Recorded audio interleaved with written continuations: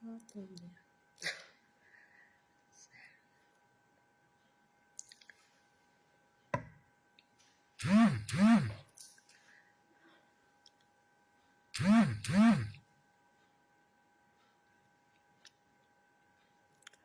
Salut, salut, bonsoir, bonsoir, connectez-vous, partagez le direct.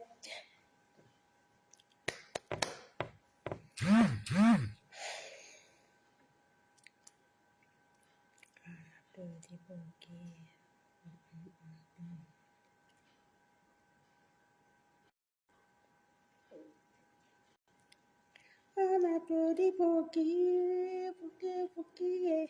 On applaudit. Attendez, je cherche la musique.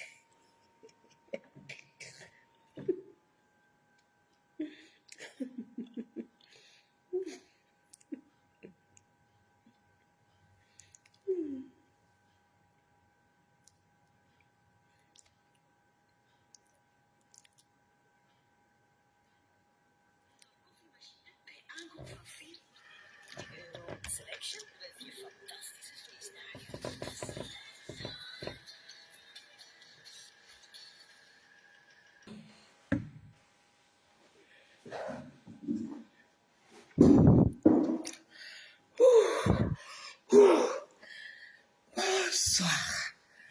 Bonsoir, bonsoir, bonsoir. Bonsoir, bonsoir, bonsoir à vous tous. Bonsoir Florence, bonsoir Paul. Bonsoir, bonsoir. Bonsoir à tous ceux qui viennent de se connecter sur la page de Bobita Nap officielle. Les Bobita Nap, c'est les femmes engagées pour le changement au Cameroun. C'est toujours avec un plaisir qu'on communique avec vous sur l'actualité du combat. Voilà. Vous avez vu tout à l'heure la danse. La danse était pour célébrer la victoire de la résistance. C'était le week-end passé. Vous avez vu comment le MRC a mis la résistance en haut. Le MRC nous a mis en haut. Si on était comme ça, c'est qu'on est comme ça maintenant. Si on était comme ça, c'est que maintenant, on est comme ça. Le MRC nous a mis en haut. On est dans le piédestal, là où on est. Ok. Ah oui, la musique, ça adoucit les mœurs.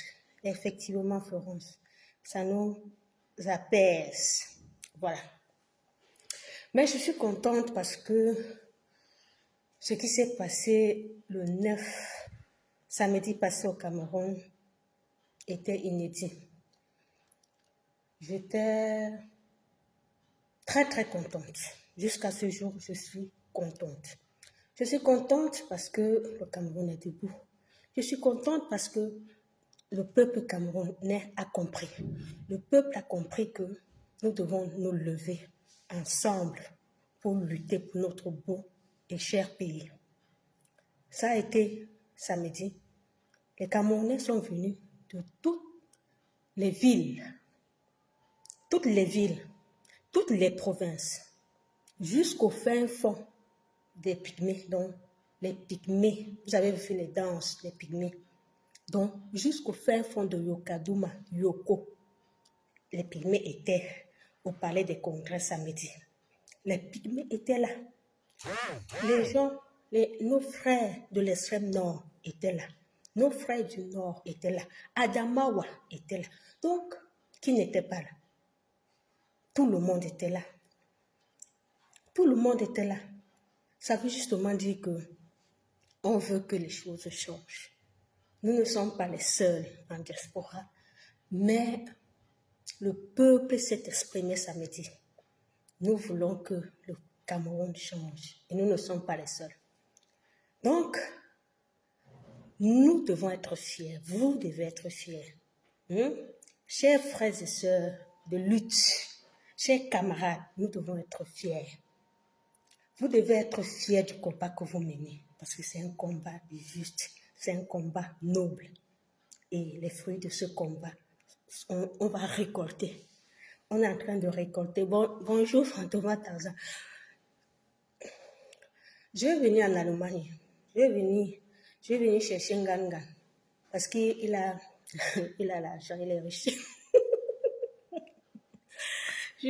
Comme tu me chasses, même Fantôma Tarzan, je vais venir. Je vais venir. Là, le changement est à notre porte, Florence. On a déjà tellement souffert. Ça fait plus de 5 ans qu'on monte, on descend. On nous arrête. On nous met les gaz lacrymogènes. On nous met en cellule. On nous met ceci. Nos frères sont encore même en prison au Cameroun. Biboun Isaac, Alain Fogué, Ghislain Méli, tous on a encore plus de 300 personnes dans les tôles. Et nous, ici en diaspora, on va continuer. Mais quand on voit l'effervescence qu'il y a eu samedi, on a la force, on a la motivation, on a la hargne, on veut continuer en fait. Parce qu'à un moment, il faut l'avouer, il y a beaucoup parmi nous qui se sont découragés. Beaucoup de camarades, à cause, par exemple, parfois des querelles, des divergences, ont pris du recul dans la lutte. D'autres même se sont retirés du combat. Mais je pense que tout le monde a été unanime. Tout le monde qui a vu la mobilisation de samedi a été unanime que le MRC a travaillé et continue de travailler.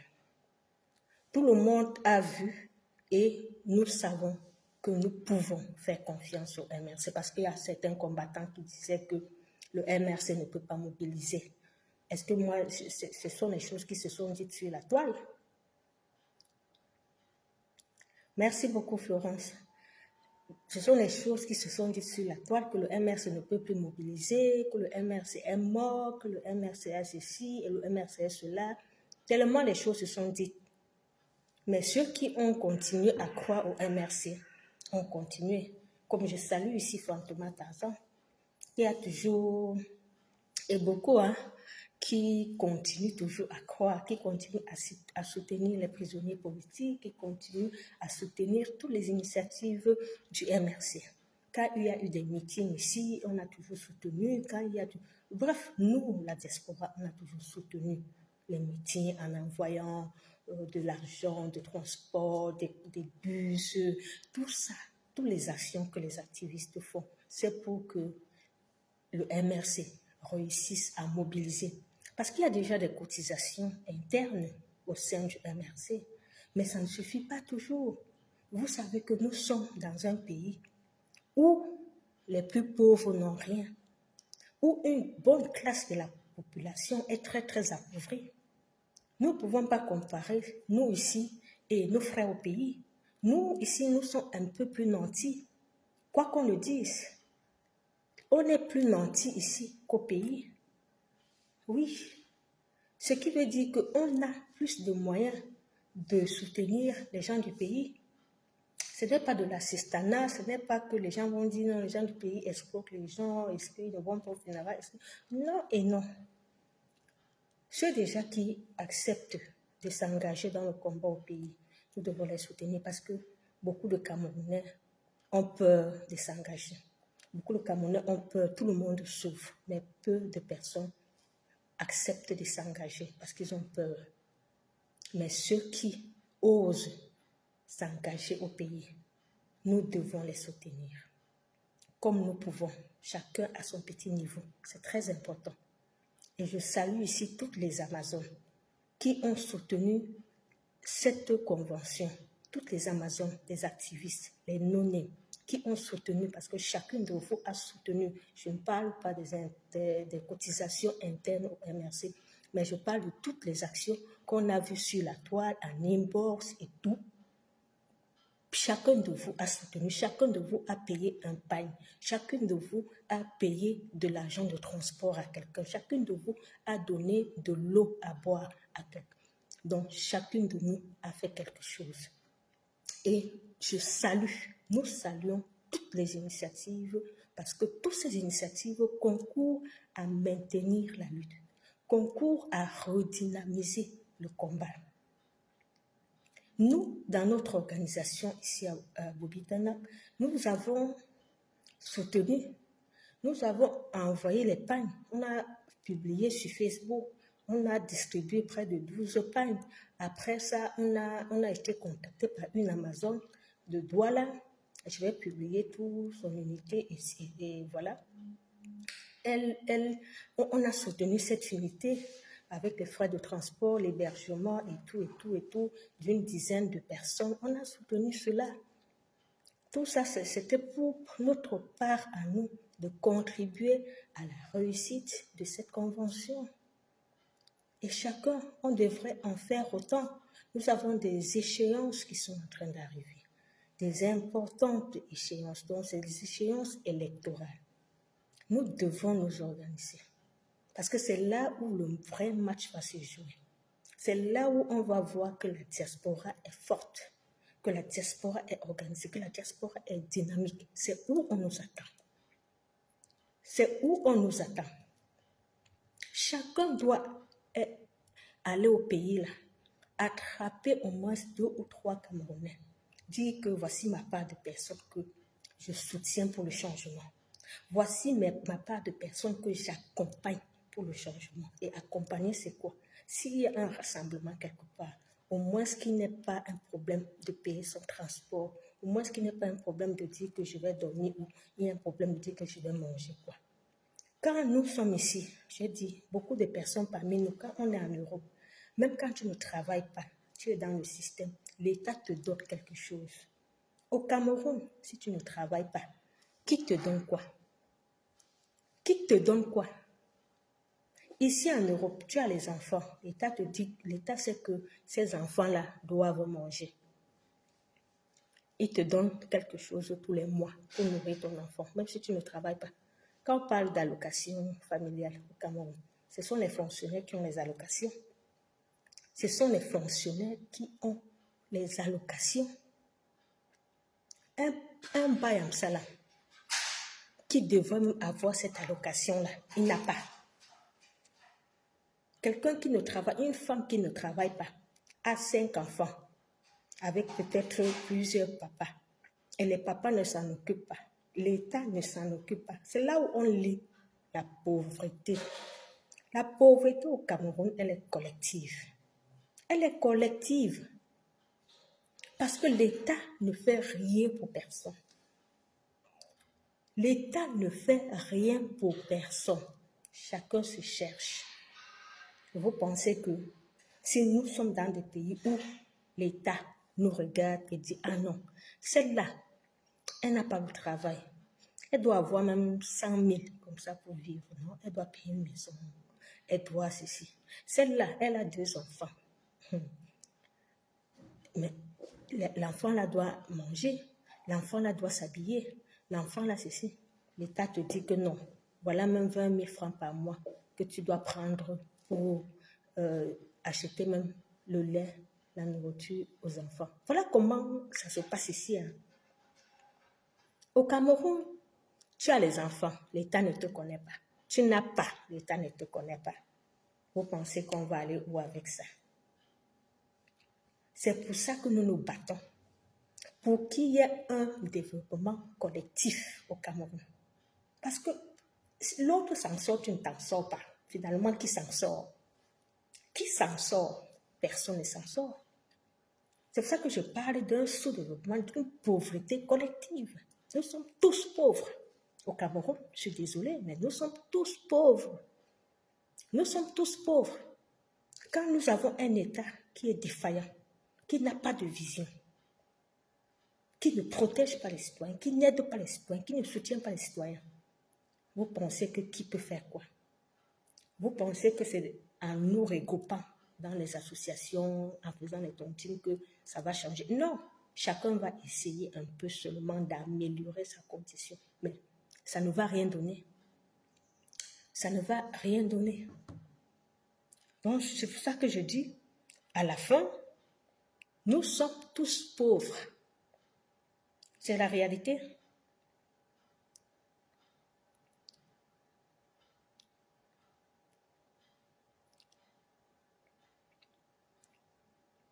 C'est la réalité, hein?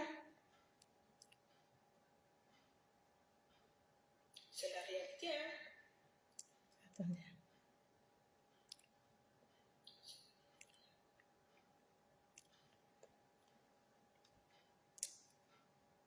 Donc, attendez, hein.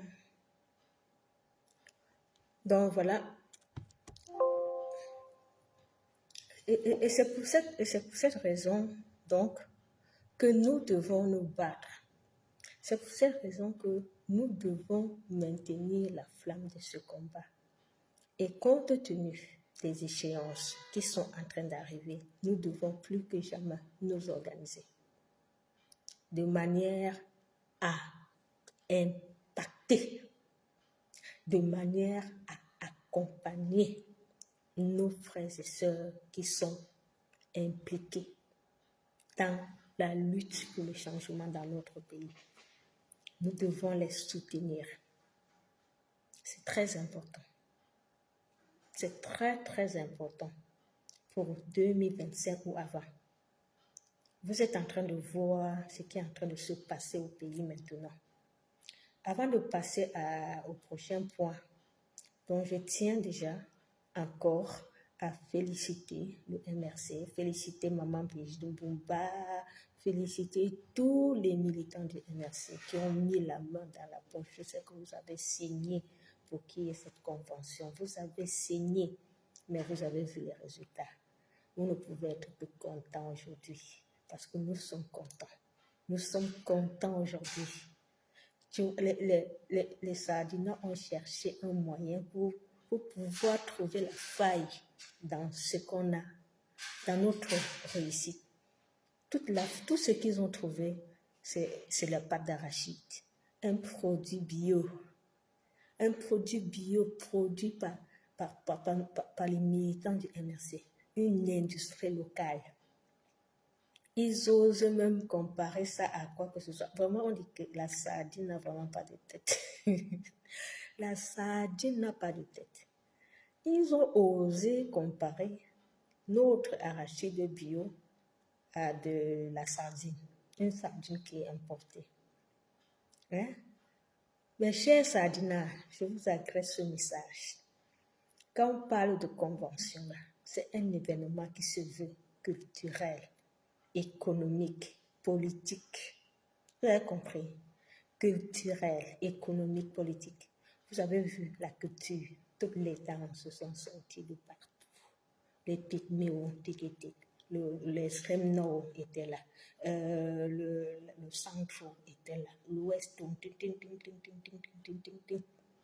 et avec tous les danses. Ça, c'est le culturel. Après, il y avait maintenant, après le culturel, on a eu l'économique. Mais oui, ça, c'est l'économique. Les stands, les gens proposent tout ce qu'ils fabriquent. Le Made in Cameroun, ça contribue au développement.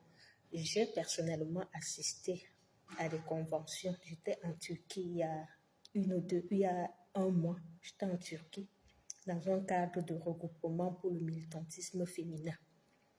Et en Turquie, c'était un regroupement un peu comme la convention du MRC, mais sur le plan de la lutte féminine. Mais il y avait des expositions. Tu voyais les pays comme les continents, l'Amérique latine, l'Europe, l'Afrique, le Moyen-Orient, avec les représentants. Et chacune en venant était venue avec des produits de son terroir. Et il y avait des moments d'exposition et de vente. Moi, personnellement, j'ai acheté plein de trucs là-bas. J'ai acheté des trucs là-bas de l'Amérique latine, j'ai acheté des choses, des affaires de l'Afrique, des boucles, des trucs, des jolis, jolis trucs, franchement. Donc, quand je vois les sardinards qui sont sur l'Internet en train de parler d'une production locale, Vraiment, la sardine n'a vraiment pas de tête. Vous êtes dans une ignorance pas possible.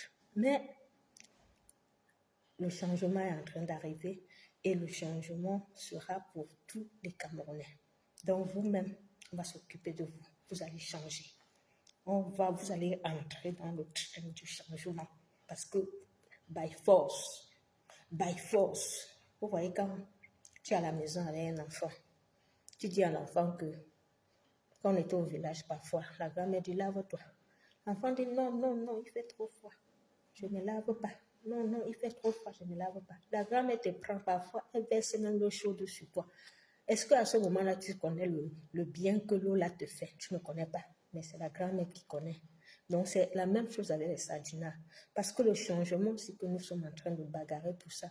Ils ne connaissent même pas le bien que ça va les apporter. C'est pour ça que, by force, on doit les mettre dans le train.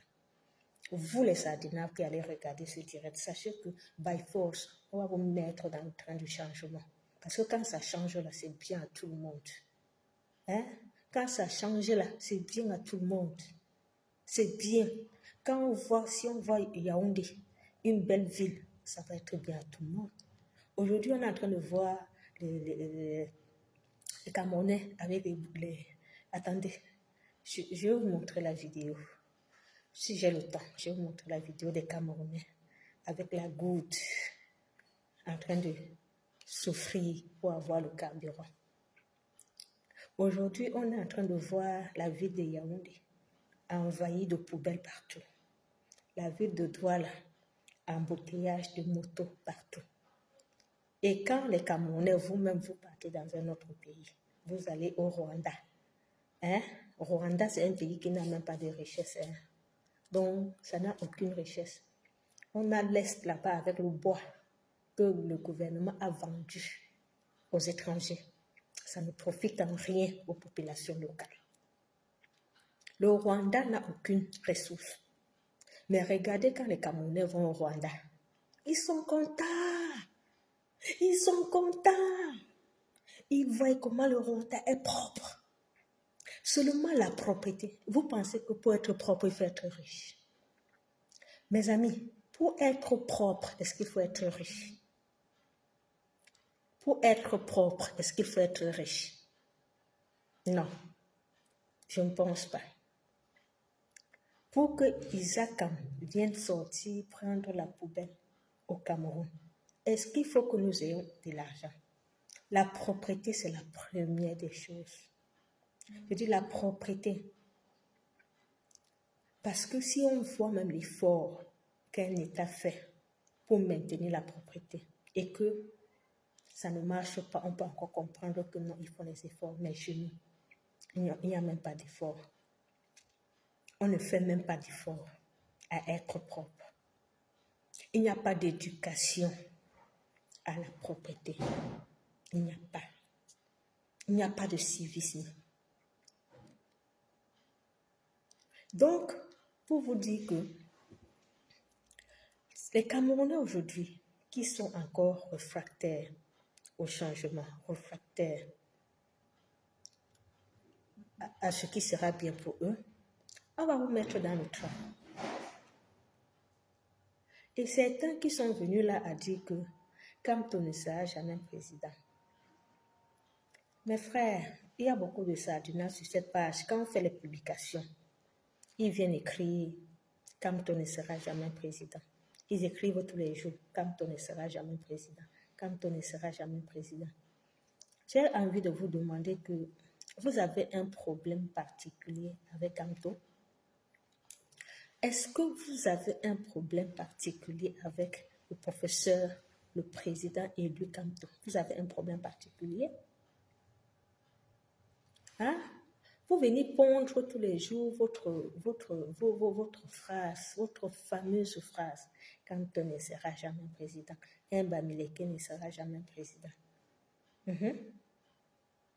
Donc, il y a un Cameroun où certaines personnes doivent être présidents et d'autres pas. Parce que tu es de telle ethnie, tu ne peux pas être président. Parce que tu es de tel autre, tu peux être président. Mes chers frères, Présider un pays, ça se mérite. Ça se mérite. Ce n'est pas une faveur. Vous avez compris? Ce n'est pas une faveur. Quand dont vous parlez tous les jours, regardez comment il a rassemblé plus de 50 000 personnes au palais des congrès. Je dis bien, écoutez-moi bien. Écoutez-moi bien. Il a rassemblé plus de 50 000 personnes au palais des congrès. Ce n'était pas les Tchadiens. Ce n'était pas les Ivoiriens. Ce n'était pas les Centrafricains. C'était bel et bien des Camerounais. C'était bel et bien des Camerounais qui ont payé leur transport pour beaucoup. Sortis de tout leur confort, ils ont abandonné leur famille. Vous avez compris? Ils ont abandonné leur famille, leurs occupations. Vous savez qu'au Cameroun, 90% des Camerounais vivent du secteur, donc vivent de l'informel. L'informel, c'est quoi? Ça veut dire que tous les jours, tu vas chercher ce que tu vas manger. Tous les jours, tu vas chercher ce que tu vas manger. C'est le quotidien des Camerounais. Donc, tous les jours, c'est là où tu dis que il faut que j'aille chercher ce que je vais manger demain. Il faut que j'aille. Il n'y a pas de salaire. Beaucoup n'ont pas de salaire.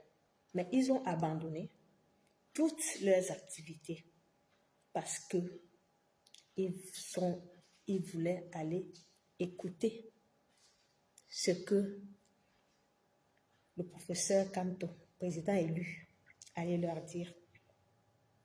Parce qu'ils croient en lui. Parce qu'ils connaissent qu'il est celui qu'il nous faut au Cameroun. Il est l'homme du changement. Il n'a pas utilisé les moyens de l'État. Ce n'est pas comme vous. Le RDPC organise les choses. Vous prenez l'argent des Camerounais pour donner aux gens pour les transports. Bonsoir Eugène. Bonsoir. Bonsoir. Quand vous, au RDPC, vous organisez quelque chose, vous prenez l'argent des Camerounais. Vous payez les transports aux gens, vous achetez les pains sardines aux gens, vous faites ceci, vous faites cela. Vous voyez la différence? Parce que le président Kamto n'utilise pas l'argent des Camerounais pour rassembler les Camerounais. Chaque Camerounais paye son transport pour venir. C'est la différence avec vous. Et entre lui et le moribond vieillard qui est au pouvoir, qui s'approche depuis 41 ans, là, qui doit partir? Qui est pour le bien du Camerounais? Mais c'est lui. Parce que le professeur Kamto n'utilise pas les moyens de l'État. Il crée ses propres moyens. Bonsoir Joseph. Il n'utilise pas les moyens de l'État. Il ne gaspille pas les fonds de l'État. Mais qu'est-ce que vous faites? Vous pillez les ressources de l'État au détriment du bien-être de toute la communauté, au détriment, aujourd'hui, il n'y a pas de carburant au Cameroun, il n'y a pas de gaz, l'électricité n'en parlons même plus, parce que ça fait plus de 20 ans qu'on vit avec les coupures d'électricité au Cameroun, plus de 20 ans. Ah oui, ça fait plus de 20 ans qu'on vit avec les coupures d'électricité. Aujourd'hui au Cameroun, on voit les Camerounais avec les gouttes à main. On discute pour avoir le carburant. Mais vous avez même vu les vidéos des carburants là. C'est grave. C'est grave. Vous pouvez voir ça dans quel pays? Même les pays de l'Afrique centrale, le Gabon, la Guinée équatoriale, la République centrafricaine. Vous pensez que vous pouvez voir ce qu'on est en train de voir là au Cameroun? Bonsoir, Jaffel. Bonsoir.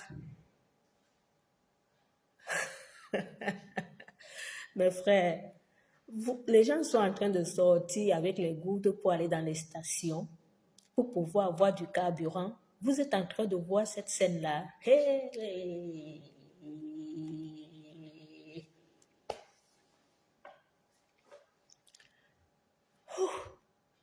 Ouh! C'est grave.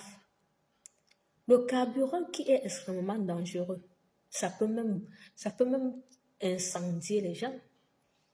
Hein? On tient le carburant comme ça, on marche avec le carburant comme ça, mais c'est quel peuple ça où les gens sont tellement insouciants comme ça, les gens sont tellement... Parce que tellement on nous a habitués à être comme un dépotoir, à être comme... Je sais pas, on ne donne pas de l'importance à quoi que ce soit dans ce pays. Tout est banalisé. Tout est banalisé. Aller chercher le carburant avec les gouttes, c'est normal. Mais à un moment, il faut arrêter tout ça. À un moment, il faut arrêter ça. Ça ne va pas. Ça ne va pas.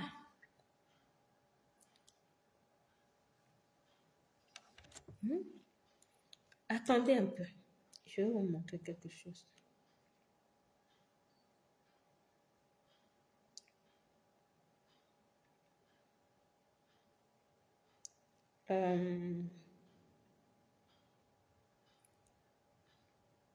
Attendez, hein. Je vais vous montrer une vidéo.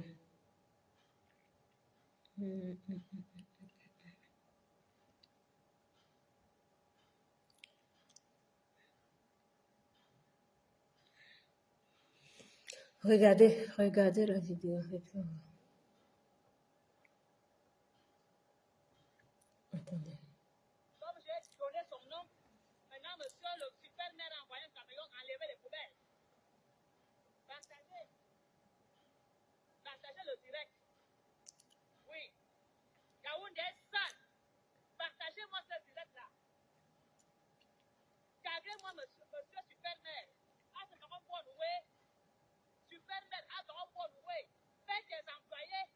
Yann est pour louer, tu ne payes pas de salaire, super-maire. Les gens des tortures encore liées. Nous ne voulons plus des tortures, super-maire. Partagez-moi ce direct. Partagez-moi tous les députés, les Yaoundé, tous les maires. Regardez comment Yaoundé est sale. Moi, je vous donne l'argent, vous mangez. Partagez-moi ce direct.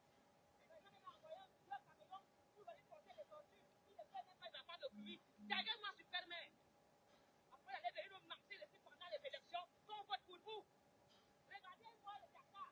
Regardez-moi la ville de Yaoundé où il y a la basilique de Polier. Regardez-moi le camion. Regardez-moi ce qu'il a envoyé ramasser les ordures avec des poubelles. Ils n'ont même pas de masque. Ils n'ont pas de bottes. Donc, on reçoit.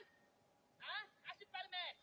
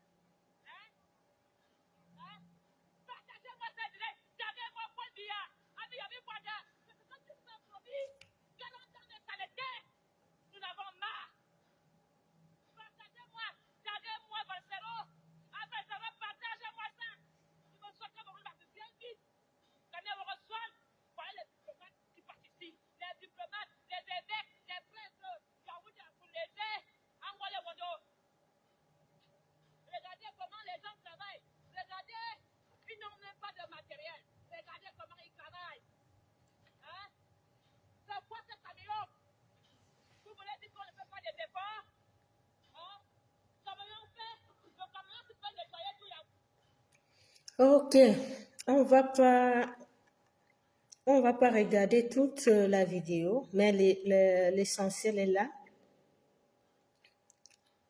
L'essentiel de la communication est là. Voilà. Donc, attendez une minute. Ok. Bon, Jaffel, qu'est-ce que tu écris par rapport à la vidéo? On va lire un peu le commentaire de Jaffel. Son message est bon, mais la filouterie est qu'on fait tout pour dédouaner Paul Biya. Quand elle dit Paul Biya vous donne de l'argent, manger, c'est Paul Biya le maître, l'orchestre, c'est tout. C'est lui qui a installé le méta à vos dénonciations. Oui, je suis tout à fait d'accord avec toi, Jaffel. C'est comme si tu avais lu dans ma tête. C'est comme si tu avais lu dans ma tête. J'ai la même analyse que toi. Oui, c'est une très belle vidéo. Une vidéo de dénonciation. Voilà les vidéos que nous aimerions que des Camerounais fassent. Oui. Et beaucoup d'influenceurs sont déjà en train de faire ces vidéos-là. J'ai vu 2 ou 3 influenceurs faire des vidéos pour dénoncer le mauvais état des routes. Ces ISO, je ne sais pas, des influenceurs. C'est une très bonne chose. Nous sommes sur une bonne lancée. Parce que à un moment ici, on avait tellement bagarré avec les influenceurs. Il faut qu'ils s'intéressent un peu aux mots qui minent la société. Si aujourd'hui, de plus en plus, ils sont en train de comprendre, nous ne pouvons que être contents et les encourager d'aller de l'avant. Parce que le combat, comme on le dit toujours, n'est pas l'apanage de la diaspora, de la base de Bobitana. Non. Nous sommes propriétaires du combat. Nous ne sommes pas des propriétaires du combat. Le combat a besoin de tout le monde. Tout le monde doit faire sa part, comme avait dit le président élu. Chacun doit faire sa part. Voilà comment est-ce qu'on va arriver un jour à changer notre pays. Quand chacun aura réussi à savoir que moi aussi je suis un acteur du changement. Je dois faire ma part. Revenons sur la vidéo d'Apollonie Ngono. Vous savez bien que nous avons dénoncé Apollonie Ngono sur cette page. Il y a quelques années, nous l'avons dénoncé parce que elle nous avait presque insulté, elle nous avait presque combattu quand on était à l'ambassade du Cameroun pour une action. Vous savez que nous, quand il y a quelque chose qui ne va pas, nous allons toujours à l'ambassade. Donc nous étions ce jour-là à l'ambassade, elle est venue se réclamer de patriotes et que nous sommes des anti-patriotes. On l'avait fait le direct ici sur Facebook où on l'avait dénoncé. Parce que quelqu'un qui est dans le combat, comme elle fait, dénonce et que nous, elle vient devant l'ambassade nous combattre pour une action. Nous, on n'avait pas, on avait très très mal perçu ça. Pour nous, comme ça, c'est des traîtres. Pour nous, des personnes qui nous combattent sur le terrain, même si cette personne dénonce, c'est déjà pour nous, on se méfie. Donc, quand nous avons vu cette vidéo, il y a quelques jours, on a apprécié. Malgré le fait que je vous raconte qu'est-ce qui s'était passé il y a quelques années, nous, on a apprécié. En tout cas, moi particulièrement, j'ai apprécié cette vidéo. J'ai dit, waouh. Parce que il faut noter qu'elle est allée sur le terrain. Elle est descendue sur le terrain. Donc, elle ne parle pas comme ça que ceci, cela. Elle est allée sur le terrain. Elle a filmé la poubelle. Elle a filmé des Camerounais en train de ramasser ces poubelles. En travaillant, comme elle dit, ils n'ont même pas de matériel pour se protéger les mains et tout ça. Elle l'a dénoncé. Elle a cité le nom de ces baos, des gros poissons du régime, les mers et tout ça. Mais le problème, c'est quoi? Comme a dit Jaffel, elle dédouane le dictateur. elle dédouane le dictateur. Ça, c'est mon analyse. Parce que quand dans la vidéo, elle dit que Paul Biya vous donne l'argent. Paul Biya donne l'argent à qui? Paul Biya donne l'argent à qui? C'est l'argent du Cameroun. Paul Biya n'a pas d'argent. Qu'on arrête ça. Qu'on arrête cette manipulation.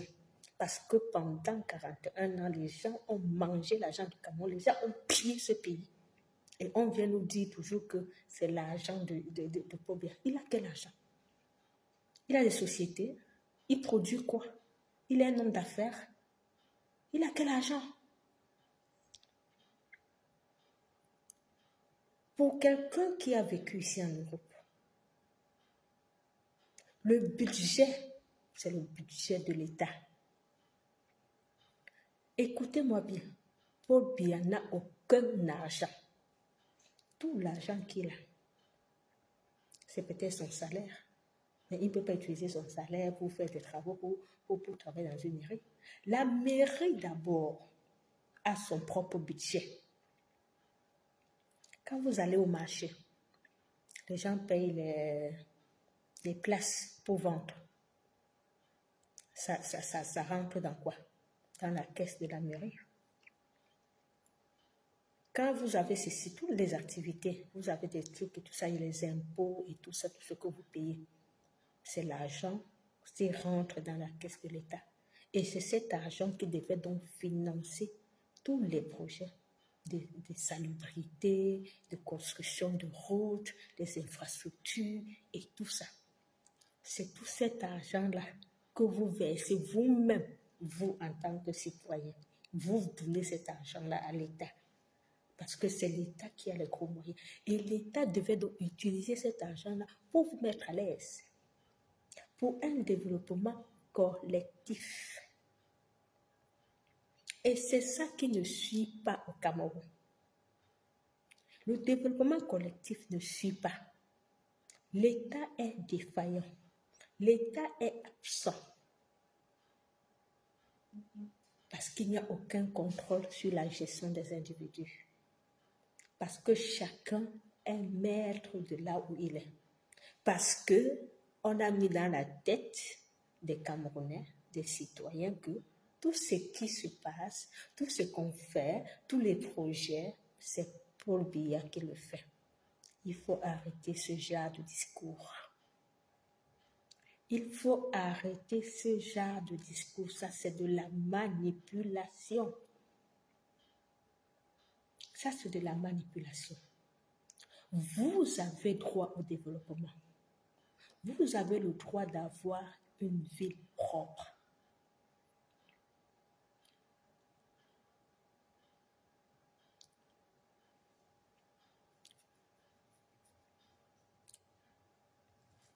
Oui, vous avez le droit d'avoir une vie propre parce que vous contribuez pour ça. Ce n'est pas une faveur. Ce n'est pas une faveur. Et c'est ce que ce gouvernement nous fait croire. J'ai suivi il y a quelque temps un reportage sur le don des ordinateurs dans une école au sud-ouest. Ça, c'est le don du chef de l'État, ça, c'est le ceci, cela. Et quand une élève a dit, mais on n'a même pas d'électricité, il faut nous donner l'ordinateur et tout, quelqu'un dit, on te donne déjà l'ordinateur, il faut être même content que tu as eu l'ordinateur, que le chef d'État t'a donné l'ordinateur. Les dons de quoi? Est-ce qu'une école ne doit pas avoir des ordinateurs? Est-ce que l'État n'a pas l'obligation de fournir aux écoles des ordinateurs? Est-ce que l'État ne doit pas financer l'éducation? Parce qu'on est dans un système, on a tellement ridiculisé les gens. On rabaisse tellement les Camerounais que je ne sais pas si on se rend compte qu'il y a des Camerounais même qui étudient. Je ne sais pas s'ils savent même qu'il y a des Camerounais qui vont à l'école. Parce que être aujourd'hui en train de dire que Paul Biya a donné de l'argent à celui-ci, Paul Biya a donné. Vous évaluez la dette du Cameroun aujourd'hui. quand vous écoutez les médias, la dette du Cameroun aujourd'hui est colossale. Et qui va payer cette dette-là? Tout est à refaire, Fantoma Tarzan, tout est à refaire. La dette du Cameroun aujourd'hui est colossale. Ça veut dire que l'État va prendre l'argent dans des organismes. Et cet argent-là, normalement, devrait être là pour financer des projets sur l'éducation, sur les routes, sur les infrastructures, les hôpitaux. Mais l'État, ils vont s'endetter, ils prennent cet argent et cet argent reste dans les poches des gens. Il n'y a pas de route, il n'y a pas d'hôpitaux, il n'y a pas rien. Donc, on n'investit même pas. Et on vous endette. On endette les citoyens. Et après, on vient nous dire que le don du chef de l'État. Quel don? Quel don? Quand vous prenez l'argent dans au FMI et tout ça pour endetter des Camerounais, des générations, vous nous parlez de quoi? Tous les jours, ils augmentent les taxes. À l'aéroport maintenant, tu achètes le billet d'avion.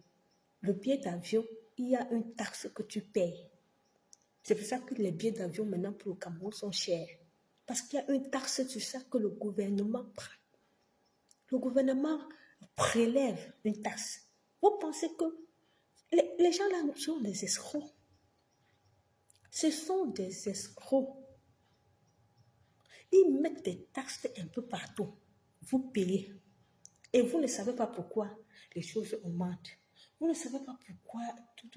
Mais c'est à cause de tout ça. Mais le problème, c'est que quand ils prennent cet argent, ils ne réinvestissent pas dans le social. Ils ne le réinvestissent pas dans la construction des routes. Ils ne réinvestissent pas dans l'aménagement des hôpitaux, dans l'éducation. Il n'y a pas de réinvestissement.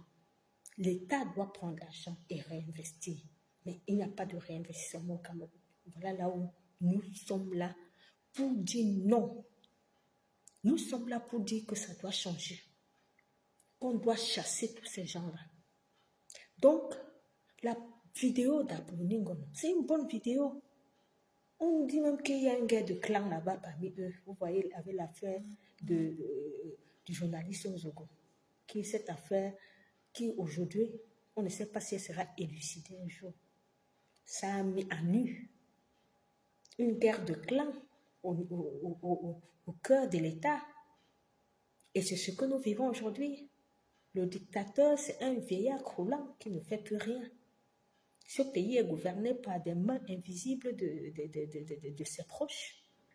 De ses proches. C'est là où on est en face de tous ces scandales.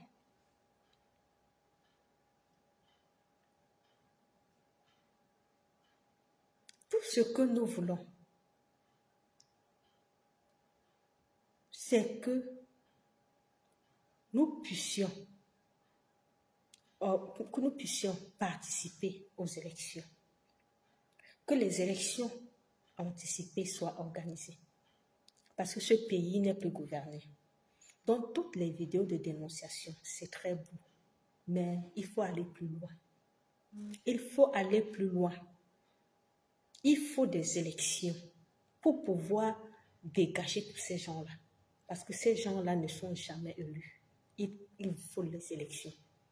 Tout Camerounais est bu, tout Camerounais est pris de changement.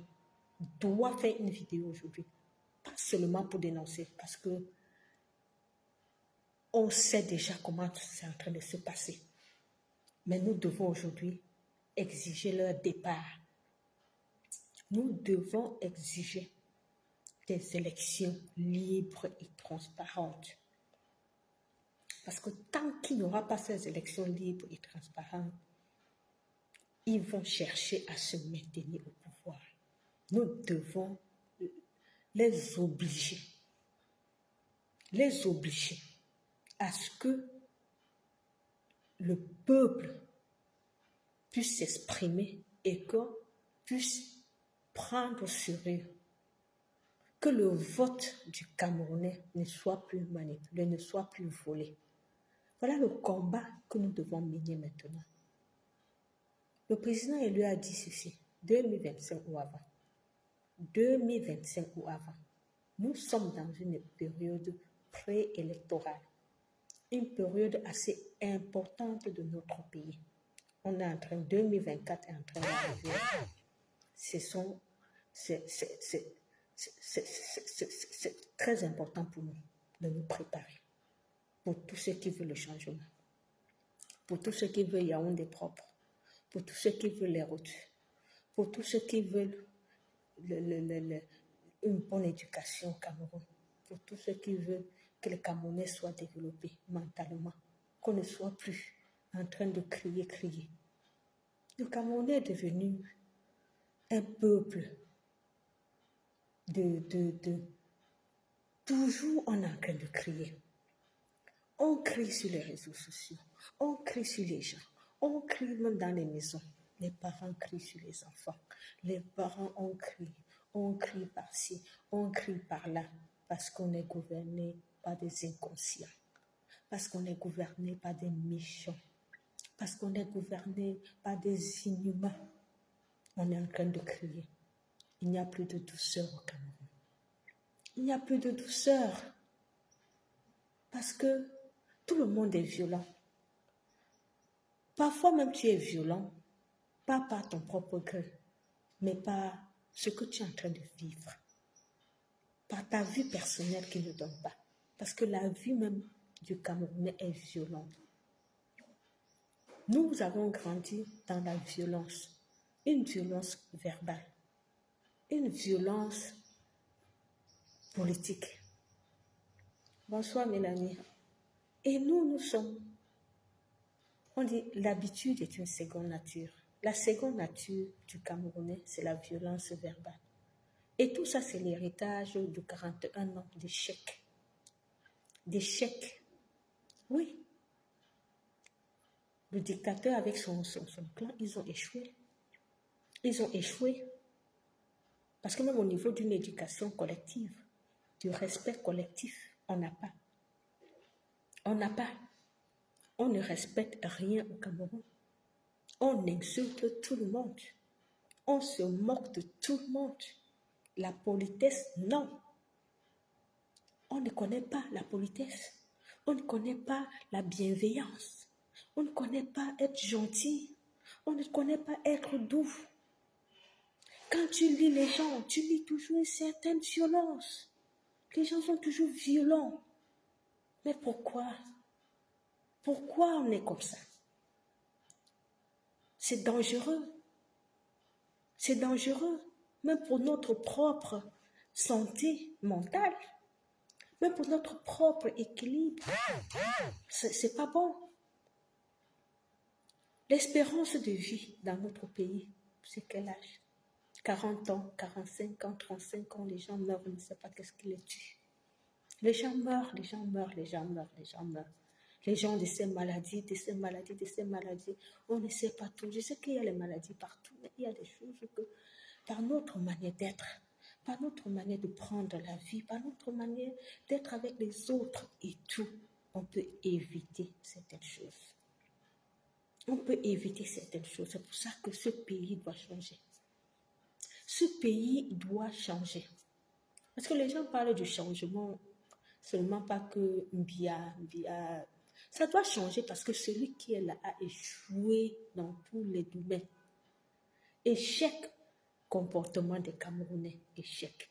Investissement, échec. Éducation, échec. Les routes, échec.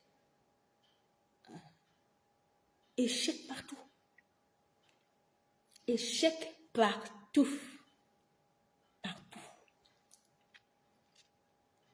Diplomatie, échec. Échec partout.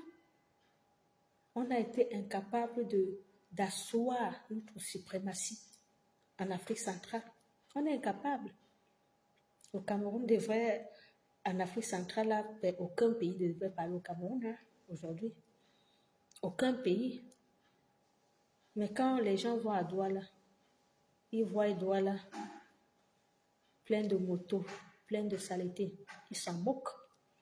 Les gens vont à Yaoundé, pas de route, pas de ceci, pas de poubelles, ils s'en moquent. La capitale de notre pays, ils s'en moquent. Des étudiants tchadiens vont au Cameroun, Ils sont arnaqués par les policiers camerounais qui les arnaquent. Allez, montrez-moi vos papiers, il faut monnayer ceci, il faut monnayer cela. Les étudiants tchadiens. Vous n'avez pas honte? Au niveau du comportement, du mental, de la bienséance, de tout, on a échoué. Tu vas dans un bureau au Cameroun, quelqu'un, tu es venu faire quoi? Passe pas ici. Vous voyez même dans nos ambassades ici, en Europe. Tu vas à l'ambassade. Un jour, je me souviens, quand mon fils avait... À l'époque, mon fils avait 2 ans, je pense. 1 ou 2 ans, j'étais allée à l'ambassade faire un document. J'étais allée avec la poussette de mon fils. J'entre à l'ambassade. Je ne sais même pas si mon fils avait 2 ans, peut-être 1 an et demi comme ça, je me rappelle plus bien. J'entre à l'ambassade, je mets la poussette.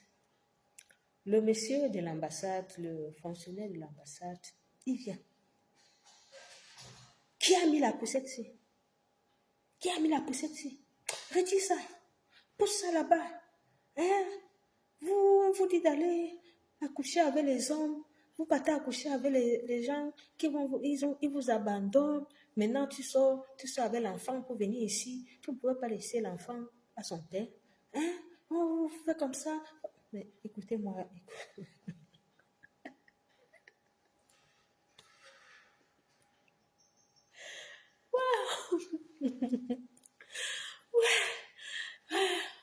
Écoutez-moi. Écoutez-moi. Écoutez-moi le fonctionnaire d'une ambassade. Comment il s'exprime, comment il parle à un usager comme moi. Moi que je suis venue juste pour faire mon document. J'ai amené mon enfant parce que j'ai mis ma poussette. Il me dit, vous êtes allé faire l'enfant avec qui on vous a abandonné, que vous ne pouvez pas laisser l'enfant à la maison. Est-ce qu'il me connaît? De un. De un, est-ce qu'il me connaît? De deux, en tant qu'un fonctionnaire de l'ambassade, il a le droit de me parler comme ça. Même s'il me connaissait. La clause de la confidentialité, c'est quoi? Quand tu travailles dans un service, même si tu connais la situation de quelqu'un, même les assistants sociaux qui sont ici en Europe, quand vous partez dans les bureaux, ils connaissent. Il ne peut jamais et jamais parler à quelqu'un qui est en train de recevoir de l'aide que on t'aide, mais pourquoi un homme t'a abandonné ou quoi. Jamais de la vie. Mais au Cameroun, tout est permis. Tout est permis. Les gens peuvent parler de toi sans même te connaître, inventer des choses sur ta vie sans te connaître. Pourtant, ils sont dans des postes de responsabilité. Parce que quand il me dit que tu ne pouvais pas laisser l'enfant là à son père à la maison, mon frère, on se connaît. Je suis venue faire un document. Faire le document. Donc, vous voyez que on est toujours dans une démarche de tâtonnement. De tâtonnement. De vouloir rentrer dans la vie des autres. De vouloir savoir la vie privée des gens. De rentrer dans la vie. C'est cette mentalité-là, ça fait partie du développement d'une société. Je parle de ça parce que ce sont des indications de sous-développement mental. Un sous-développement mental collectif. Oui, il est collectif. Il est collectif. Et collectif parce que l'État qui est en charge de tout ça a échoué. L'État a échoué. Regardez à Yaoundé, quand vous partez signer un document. À l'époque, quand j'étais à Yaoundé, on allait dans les mairies. Signer, c'est la province où on devait signer certains documents pour faire les concours et tout. On appelait ça la province quand tu allais là-bas. Il y avait des gens là qui étaient là seulement pour négocier. Parfois, tu n'avais même pas accès au secrétaire là qui prend les dossiers. Hein? Est-ce que je sais? Tu m'as mis ici? C'est ton père qui m'a mis ici, des trucs comme ça. Et dans les ambassades du Cameroun, les gens voyagent avec ces mentalités-là pour venir ici en Europe, nous dire les mêmes choses. Donc, le développement n'est pas seulement les routes, les hôpitaux, l'éducation. Le développement aussi d'une société est mental. Mental, ça veut dire la manière de se comporter de ses citoyens. Au Cameroun, la manière de nous comporter doit changer. Ça doit changer. Et tout cela va partir de l'éducation, du rôle de l'État. Parce que de nos jours, l'État est défaillant. L'État ne joue plus son rôle. Son rôle de régulateur. L'État doit réguler les relations sociales. Régulateur, ça veut dire que c'est lui qui met les règles. Même quand on met les règles qui respectent, personne ne les respecte. On s'en fout. On s'en fout. Donc, revenons à... Résumons un peu. Fantôme Tarzan, donc tu es encore là. Je croyais que tu étais déjà parti. Hein? Bon, je croyais que tu étais déjà parti.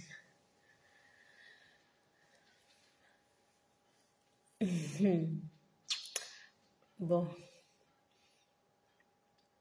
Moi, si je veux résumer, c'est juste que nous devons être prêts. Nous devons nous organiser pour... Il y a certains combattants à un moment ici qui nous ont dit que le combat c'était au 237. J'ai envie de leur faire un coucou et leur dire que le moment est venu pour nous, plus que jamais, de pouvoir faire maintenant ce combat. Parce que la convention du MRC nous a prouvé à suffisance que le combat est effectivement au 237. Hein? Le combat s'est déporté vraiment au 237. Et je profite pour faire un coucou à toute la diaspora. À toute la diaspora. Vous êtes nombreux qui êtes présentement au 237. Vous avez assisté à cette convention. Vous êtes nombreux. Hein? Donc, c'est pour vous dire que, parce que certains étaient ici, nous disant que, venez ici faire ça, venez ici faire ça, vous restez dans la diaspora. Vous avez vu aujourd'hui.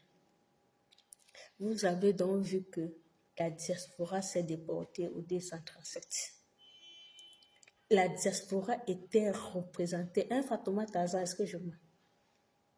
Fantôme Tarzan, dis-moi si je mens. La diaspora a été représentée au 237. Très bien représentée.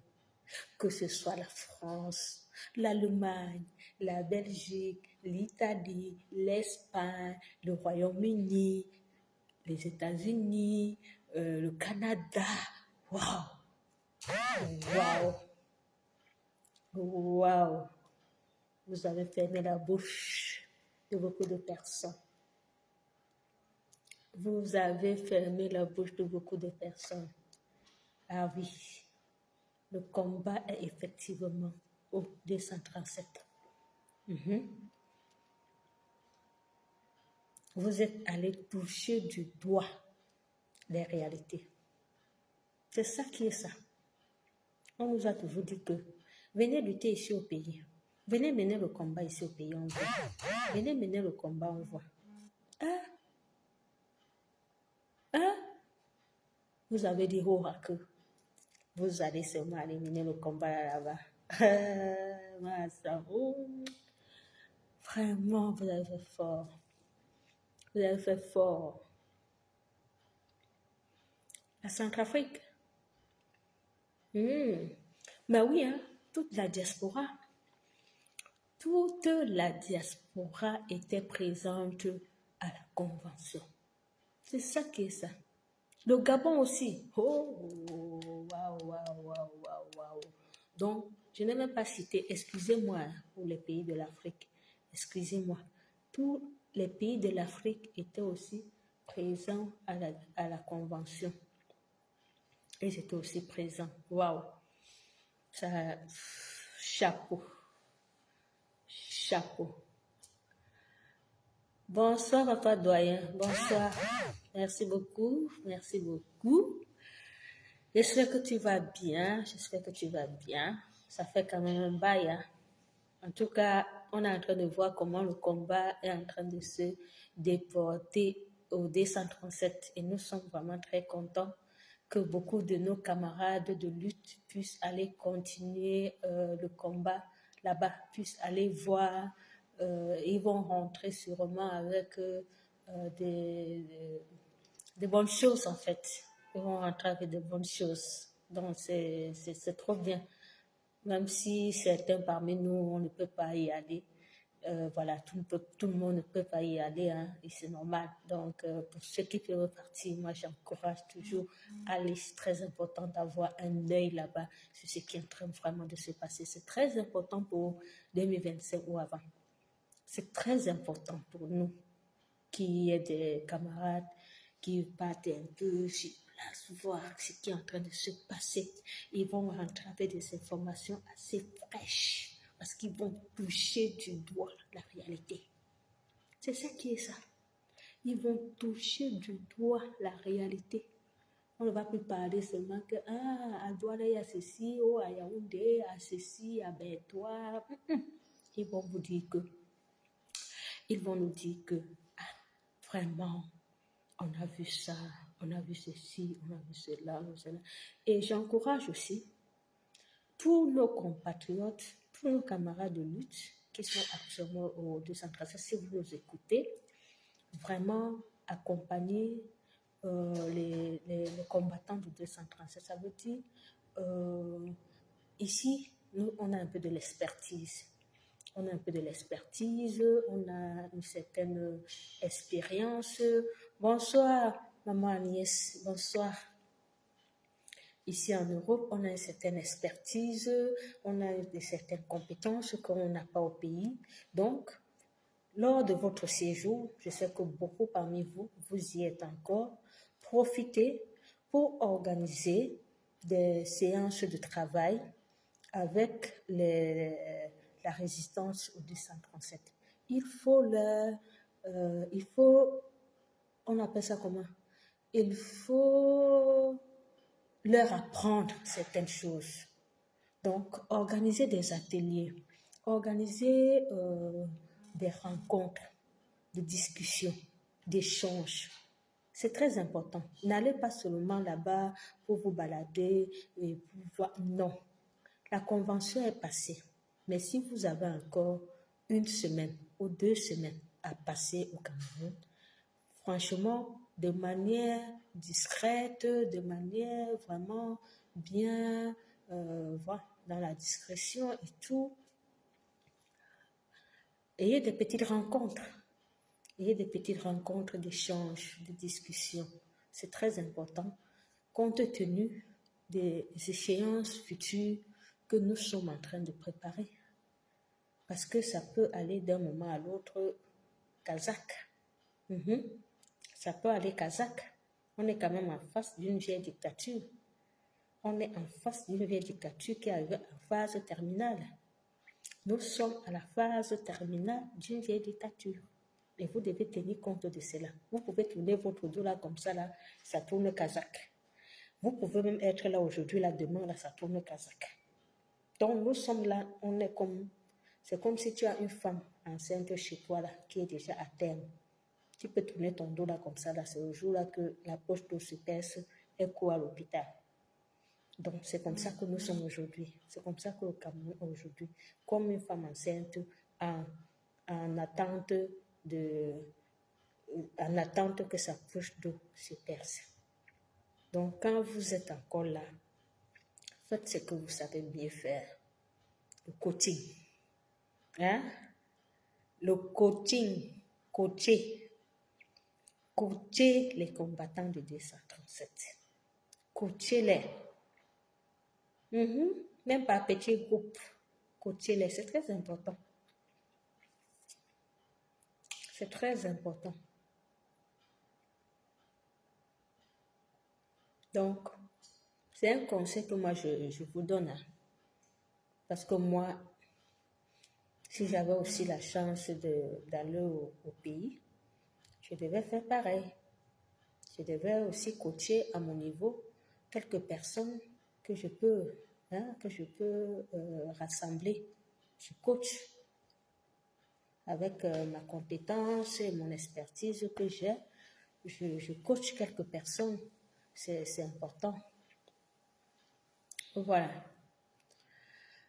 Donc, c'était un peu ça, le but de ma communication, de pouvoir déjà dire merci au MRC pour cette belle, unique, extraordinaire convention qui nous a mis à un pied, qui nous a mis comme ça, plus qu'en haut. Ça nous a surlevé, ça a surlevé la résistance. Kanto a mis le bâton de commandement très haut. Donc, ceux qui viennent là sur la page de Bobitana tous les jours, qui disent que quand elle ne sera jamais un président, allez d'abord bien regarder la convention, là, les vidéos, là, avant de venir encore parler. Hein? Allez encore bien regarder les vidéos de la convention avant de venir encore écrire sur vos commentaires. Ou c'est la frustration qui vous fait écrire. Vous êtes même tellement frustré que vous venez seulement d'imiter tout genre d'insalité seulement pour nous discréditer. Mais sachez que ça ne passera pas. Parce que on a mis la barre très très haute. La barre très très haute. Donc, on vous a à l'œil. Vous là, vous qui croyez que vous allez encore usurper notre victoire, vous allez encore tricher les élections, ça ne va plus se passer comme ça. Je dis non au vol des élections. On n'a même pas encore organisé, mais on vous connaît. Vous êtes déjà là en train de vouloir voler. Vous êtes que des voleurs. Mais le tout si, vous n'allez pas vous en sortir. Vous n'allez pas vous en sortir. Le tout si 2025 ou avant. Ce sera vous et nous. Vous et nous. En 2018, on n'était pas encore debout. Hein? On n'était pas encore debout. Vous avez bien compris. 2018, on n'était pas encore debout. Quand je dis debout, comment on est debout maintenant là? Oui. C'est vrai que ça fait plus de 30 ans qu'on vous combat. Que des Camerounais épris de paix et de justice vous combattent. Ça fait plus de 30 ans. Mais la diaspora, résistance populaire s'est levée à partir de 2018. Et c'est là où beaucoup de choses ont changé. Oui, beaucoup de choses ont changé. Parce que même quand vous venez ici, vous là, les ministres là, maintenant vous vous cachez. Ils se cachent quand ils viennent ici en Europe. Hein. On ne les voit plus. Ils ne se baladent plus aux Champs-Élysées et tout ça. Ils ne se baladent plus. Ils ne peuvent même plus tenter. Donc, vous savez que vous-même, vous ne pouvez plus tenter. Dans les élections qui sont en train de se préparer là, vous êtes avertis. Le moindre, vous allez... Trop parler, c'est pas bon. Mais vous êtes avertis. Donc, la résistance est confiante. La résistance va continuer à pourchasser ce régime. Donc, le message a été clair. Et j'allais m'oublier de vous dire que vous avez vu au palais des congrès toute l'opposition. On a vu Jean-Michel Nietzsche, on a vu la dame de l'UDC, on a vu plein de partis politiques qui ont dit le président Kamto, ce sera le meilleur tireur de pénalty. Ça, c'est ce que Jean-Michel Nintu a dit. Que notre président élu doit encore bien s'entraîner pour tirer le pénalty. C'est le tireur de pénalty. Il a dit ça dans le brassard. Tu vas tirer sauf que le pénalty là. Vous pensez que on parle comme ça pour rien? Hein? Que même les camarades de l'opposition restent. Ils disaient que non, c'est toi qui dois partir. Et vous, les ting-ting sardinats, là, vous venez écrire ici, quelqu'un peut me faire un président, l'autre peut me faire un président. Qui sera président? Bande de sardinats comme ça, sans tête. Vous ne réfléchissez même pas. Mais je vous ai dit, by force, vous allez être dans le train du changement. By force, vous allez être dans le train du changement parce que vous ne savez même pas ce qui est bien pour vous. Nous, on va vous mettre dans le train, on va vous forcer, on va vous attacher, on va vous mettre dans le train. Parce que si au Cameroun est bien, ça va être bien pour nous tous. Si, quand Kamto sera président, Yaoundé sera propre. Le MS a déjà fait des journées, il nettoie partout. On ne les paye même pas. Vous voyez comment le MS nettoie, non? À Douala, à Banganté, à Yaoundé, le MS nettoie. Qui les paye pour ça? Le budget, même pour nettoyer, les gens prennent ça, ils mettent dans leur poche, ils mangent et tout ça. Mais le MS est bien nettoyé. Imaginez alors que s'ils ont le budget. Imaginez, tu travailles d'abord quelque chose, on ne te paye même pas. Mais tu fais. Mais imaginez que si on te paye maintenant, ça va être nickel. Hein? Ça va être nickel. Hein? Le MS va gagner les élections. Yaoundé sera la plus belle ville. La plus belle ville de l'Afrique. Aujourd'hui, vous enviez la Côte d'Ivoire avec un pont qu'on a construit, un fameux pont. Vous pensez que nous, on ne peut pas construire un pont comme ça? Vous pensez qu'on ne peut pas construire un pont comme ça? Hein? Donc, vous aimez seulement dire que comme des âges, un président. Et vous partez toujours envier les tuer dans les pays des gens. Donc, vous êtes que maudit que dans votre pays, vous pouvez aussi avoir une bonne chose. Donc, dans votre propre pays, il ne peut pas avoir une bonne chose. Vous partez au Rwanda, vous êtes content, tout est propre. Vous partez en Côte d'Ivoire, vous êtes bien, vous pouvez développer les bonnes routes et tout. Vous rentrez au Cameroun, vous êtes comme ça. Il y a trop de motos ici, trop de saleté, trop de... Toujours en train de faire comme ça. Pourquoi le pays ici est comme ça? Ouais, le continent. Ouais. Vous êtes... Non. Non, vous êtes seulement content quand vous allez dans le pays des autres. On nous avait fait ça. Vous faites ça comment?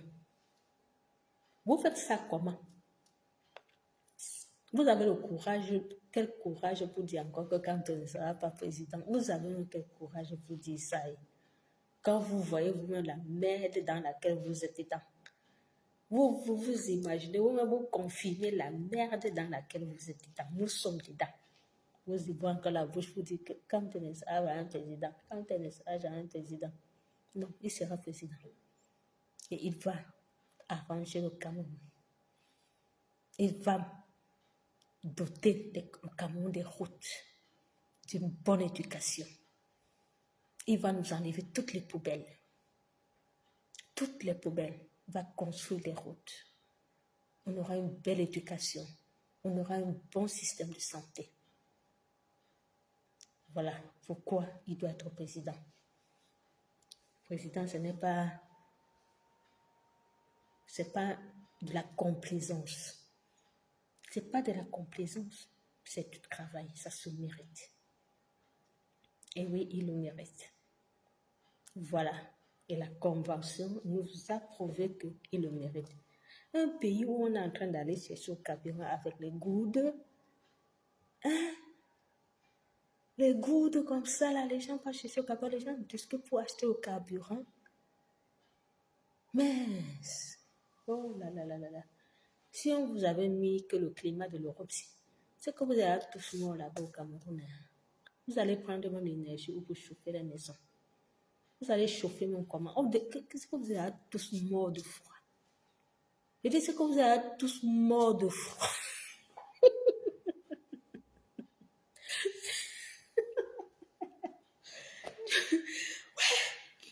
C'est que vous avez la force pour aller chercher au carburant là parce que je ne sais même pas pourquoi Dieu vous avait donné le temps que vous avez là.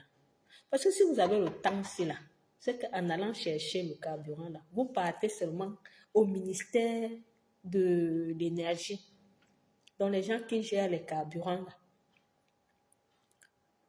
vous partez seulement au ministère de l'énergie pour leur demander que pourquoi on doit acheter le carburant avec les gouttes. Pourquoi on doit le faire? Au lieu d'aller vous aligner, pour acheter du carburant, vous devez exiger que on veut avoir des carburants dans les bonnes conditions. Mais vous êtes comme des moutons. On vous conduit ici, vous partez. Vous êtes là-bas. Sans vous demander que nous aussi, on mérite. On a une dignité. On doit nous respecter. Imposez votre respect. Si vous étiez ici en Europe, mais c'est que vous êtes mort de froid. C'est qu'on coupe la lumière chez vous, on coupe le gaz, vous restez chez vous comme ça. Et vous tous, vous mourrez. Parce qu'ici en Europe, on ne peut même pas rêver couper le gaz à quelqu'un. On ne peut pas rêver couper l'électricité comme on vous coupe le Cameroun tous les jours. Et vous supportez. Mais vous allez mourir. Vous allez mourir. On meurt de froid ici. Mais c'est pour ça que les gouvernants, ces gouvernants bandits peuvent faire ce qu'ils veulent. Parce que vous n'allez rien revendiquer. Parce que vous allez aller vous ridiculiser, vous vous amasser là-bas entre vous, les citoyens. Vous allez vous discuter entre vous, les citoyens, pour négocier celui qui va avoir le carburant, pour négocier celui qui va avoir l'essence, c'est quoi, celui qui doit payer.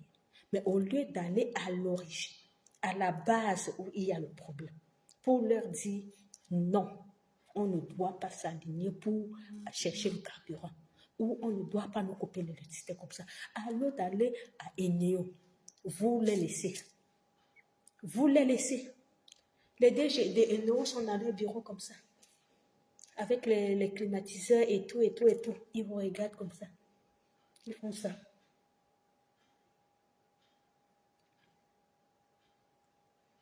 Ils vous regardent comme ça.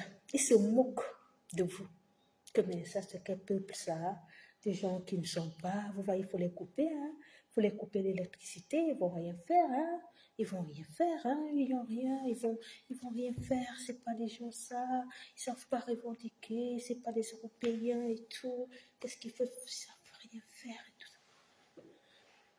Mais c'est comme ça, même dans les ministères, quand le ministre va s'asseoir et dit qu'ils vont me faire quoi? Ils vont aller seulement se bagarrer là-bas pour chercher au carburant. Ils vont me faire quoi? Ils auront peur de venir ici. Que le Camerounais apprenez à vous faire respecter. Apprenez à vous faire respecter. N'acceptez plus n'importe quoi. Surtout quand ça touche déjà à votre dignité. Parce que le fait d'aller supplier comme si tu supplies pour avoir le carburant, supplier comme si tu supplies pour avoir l'électricité, supplier pour avoir l'eau. Mais tu as droit de l'eau, tu as droit à l'électricité, tu as droit mais tu payes pour ça. Tu payes pour ça. Tu payes pour ça. C'est eux qui doivent faire tout pour que l'eau ne te manque pas. C'est eux qui doivent tout faire pour que l'électricité ne te manque pas, parce que tu payes tes factures. Mais comme ils savent que vous êtes des peuples assez peureux, ils s'en foutent. Ils s'en foutent. Jusqu'à quand? Jusqu'à quand? Jusqu'à quand? On va continuer à nous rabaisser comme ça jusqu'à quand? C'est pour ça que nous ne pouvons pas éternellement accepter cette condition. On nous a élevés dans ça. Nous, on a vu que ce n'est pas comme ça. Et nous, maintenant, on dit, on vous sensibilise que vous ne devez pas tout accepter. Vous avez des droits. Comme vous avez des obligations, vous avez des droits. Voilà. Et lors du vote, on doit voter, on doit surveiller notre vote, on doit... Voilà, il ne faut pas oublier. Le vote ne se limite pas à aller voter au moment venu. Ça se limitera à contrôler son vote contre les bandits, les vautours là qui sont autour de pour voler là. Faites très attention à ces gens-là. Voilà.